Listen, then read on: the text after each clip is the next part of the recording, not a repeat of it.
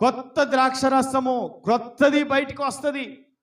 నీకు తెలియకునే కొత్త ఆశీర్వాదాలు, కొత్త దీవెన, లేకపోతే నీకు తెలియకునే దేవుడి జీవితంలో మేలులు దేవుడు జరిగిస్తాడు. ఎలా జరిగిస్తాడంటే చెప్పండి, నీ రాబడి అంతట్లోనూ మొదటి భాగం, ప్రధాన భాగం దేవునికి ఇచ్చి దేవుని గణపరచాలి. ఎవరికి ఇవ్వాలి చెప్పండి?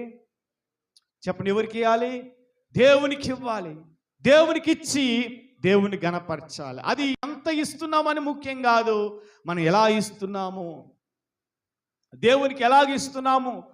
భయముతో ఇస్తున్నామా, భక్తితో ఇస్తున్నామా, సణుకుంటూ ఇస్తున్నామా, బలవంతంగా ఇస్తున్నామా, ఏదో ఇవ్వమన్నారు కదా అని ఇస్తున్నామా, అయ్యో ఇవ్వకపోతే ఏమని అనుకుంటారేమో, ఈ నెల ఇవ్వకపోతే, ఈ వారం ఇవ్వకపోతే ఏమని అనుకుంటారేమో అని ఇస్తున్నామా?